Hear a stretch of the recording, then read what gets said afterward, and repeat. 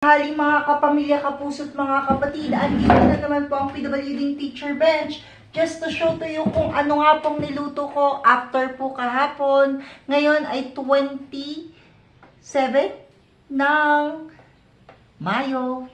Malapit na po magkatapusan everyone ha. Ayun po. Ay, 2 kutsara ang nakuha ko. And then that's it. We just need to show to you kung ano pong niluto ko. I cook a pansit ulit. Eto po, pansit po uli ako. Pero ang sahog, gaya nga po ng sinabi ko, hindi na po tinapa at saka kangkong. But instead, eto po, ang aking panahog, baboy na may broccoli at saka mayroong repolyo. Ayan po, masarap po ito. With oyster sauce, syempre. So, let's start praying na po in the name of the Father, the Son, the Holy Spirit. Amen. Bless us, O Lord, in this thy gift, which you are about to receive from thy bounty through Christ our Lord. Amen. Thank you, Lord, for the food that I'm going to eat. Thank you, Lord, for the food of Agnes Nitoro Chavez, Tena Nitoro Cortez, Intong Intang Mawal Dandan, Roger and Utok food for this whole day, O Lord. Convert our food into medication as we needed to heal any ailments that we got from our environment, Lord. Lord, protect, guide us, Lord, using the food that we're going to eat. Give us strength and energy to fight in every trials and sufferings that we might encounter per day, O Lord, using the food that we're going to eat. And also, Lord, heal my sister, youngest sister, Agnes Nitoro Chavez, Lord. That's my ultimate dream. And any other members of my family who got sick. In the name of the Father, the Son, the Holy Spirit. Amen. So that's it mga kapamilya, kapuso't mga kapatid. Ito po ang ating uulamin. Tapos lalahukan po natin ng broccoli na may baboy na merong repolyo. Ay, masarap to Broccoli po ay isa sa paborito kong gulay. Yan po, broccoli po. Mahal po ang broccoli pero binigay lang po ng mababang halaga sa akin ni ating na suki ko po sa aking pansitan at saka pansit hubad. Pansit hubad po talaga. Okay. So that's it. We need to eat up. Ayan na po. Pakita ko po kung ang itsura ha. Ayan po ang aking kakainin. Broccoli na merong baboy na sahog. Tapos po merong repolyo. Pansit po ito. Masarap din po ito. Sure ako.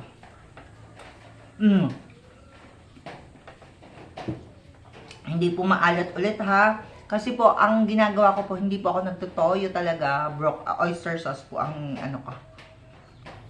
Ang sarap ng broccoli.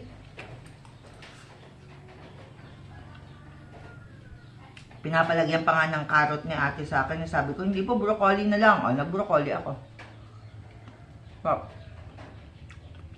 Broccoli na mayroong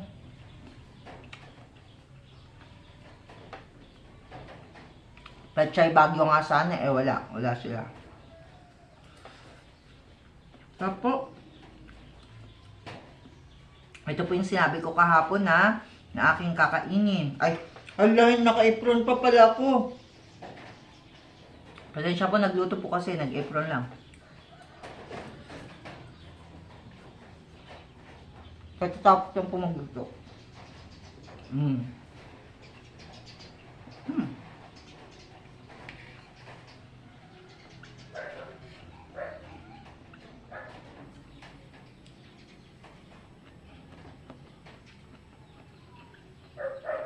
Masarap po.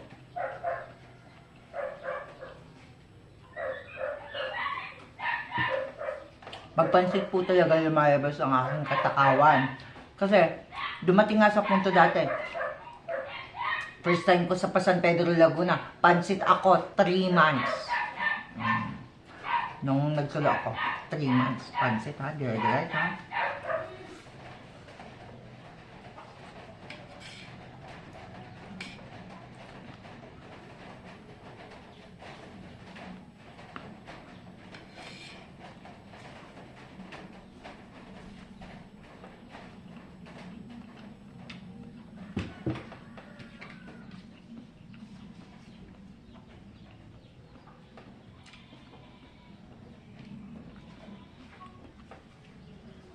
Baboy po. Maliliit lang ko ang hiwa ng baboy. Pinahiwa ko ng maliliit. Panawag lang naman sa pansit. Bumili uli ako ng 50 pesos na ano, pansit. Halagang 50 pesos na, ay pansit, na baboy. Ang 50 pesos po, 1.8 na yun. Ganun kamahal ang baboy.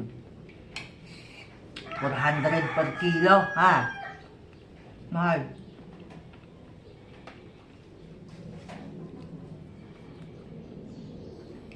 Baboy po, may taba ng konti.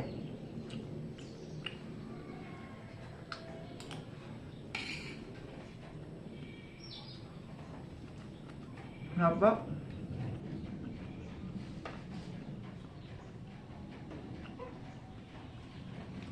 Matakaw po talaga ako sa pansit.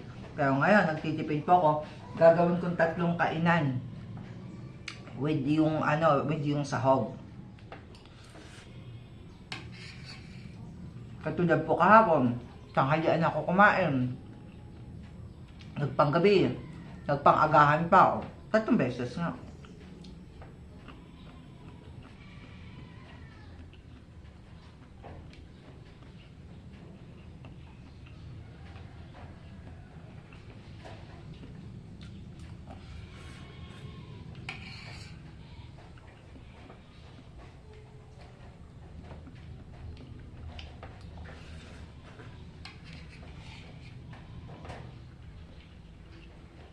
Ang sarap.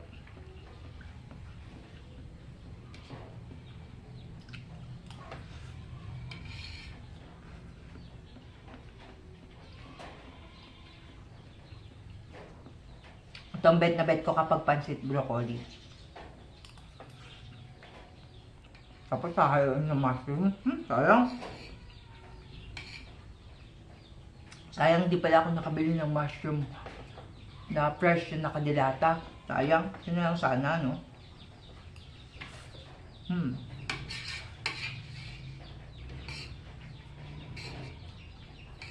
Kung gano'n naman na may mushroom, ang ginagawa ko naman doon, nagtitira ako ng pang-ulam ko aside from pang sahog-sahog na ganyan.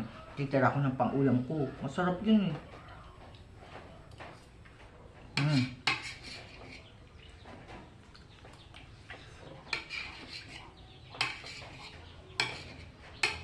Gusto ko pa ng konti.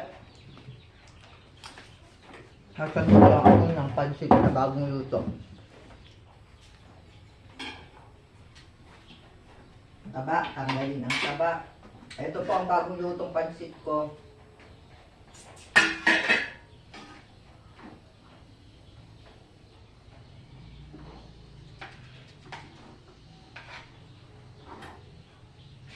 Ito po. Tangaw. Okay na yan. Tapos ito. Ayan, tapos ito na naman po, panibagong set. Madami-dami din po ito, ha? Matakaw po talaga ako sa pansit, promise po. Pag po pansit talaga ang ulam o pagkain, yan po ang pinaka-paborito ko. Ito po lagi kong kinakain, kung ano-ano man po. Basta po pansit. Yun po lagi ang aking paborito. Hindi ko po alam kung bakit. Basta napamahal po ako sa pansit. Hindi din po ako kumakain ng spaghetti. Hindi ko sure kung bakit naman. Ang kinakain ko lang ng spaghetti, yung kilalang brand. Hindi ko muna babanggit eh. Baka mamaya eh. Baka po may gustong malaman kung ano pong brand ng spaghetti ang aking gusto. Pangbata po yun. Alam niyo na po. Ha. Ayun. Hindi po talaga ako kumakain kahit masasarap na spaghetti. Hindi ko alam bakit nilalabas ng katawan ko. Masarap nga po siya. Kaya lang po, hindi ko alam kung bakit yung bunganga ko ang umaayaw. As in. Ayan po, kain po ulit. Haha. Broccoli ulit. Paborito ko po talaga itong broccoli na to.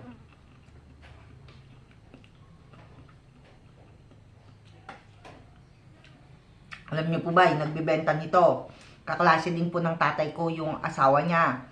Tapos po, aside from that, Pag po may broccoli silang hindi na nagagamit, tapos yung mamumuti-muti na, o mag-aano na, yung hindi na masyadong okay, binibigay nila sa akin, ay, ako naman, kinukuha ko, kinuulam ko. Paano kasi masarap kasi? Kaya auntie ay nagbibigay sa akin ng hap.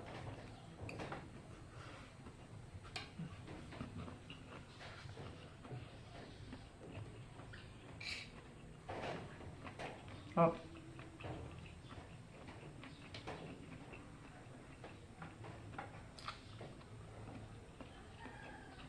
Sarap po.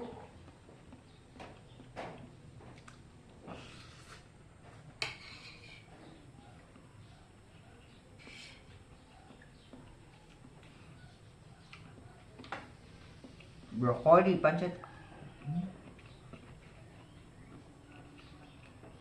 Pagod na pagod pa din po ang PWD, hindi pa po ako naliligo. Kasi, nakatulog ako. Kagigising ko lang. Nagutom. Luto agad. Go.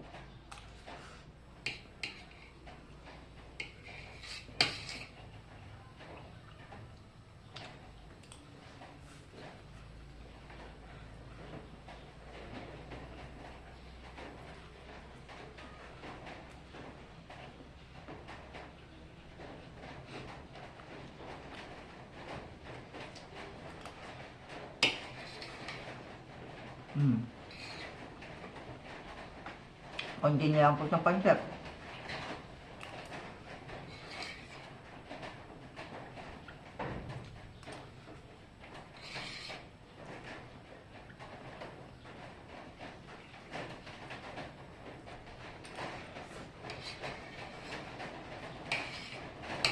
Ayan, konti na lang.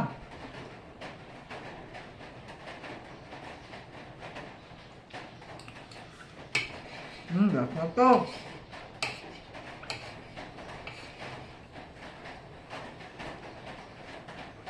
Ayun, may laman pa. Ito laman. Sarap. Masarap po ha. Sa mga gusto pong mag-try ng pancit broccoli, pwede nyo pong itry din, masarap po talaga. Aside from that, maganda pa po yun sa katawan kasi nga po, yun nga po, good for liver. Nalaman ko po yan dahil po sa kiss ng kapatid ko, punso kong kapatid. Kaya, go lang po sa broccoli. Kaya, mga kapamilya kapuso't mga kapatid, kumain po kayo ng broccoli once in a while para po magkaroon naman kayo ng healthy na pangangatawan, ha? Yun po ang pag-iwas na ginagawa ng person with disability kagaya ko. Even though I'm person with disability na, gusto ko din po maging healthy pa niya yung pangangatawan ng PWD ito para magkaroon naman po muna mas mahaba pang buhay. Thank you, Lord. Thank you, Lord. Thank you. God bless us all. Gabayin niyo po mga kapatid ko, Lord. God bless. Thank you, thank you, thank you, thank you, everyone. Salamat po.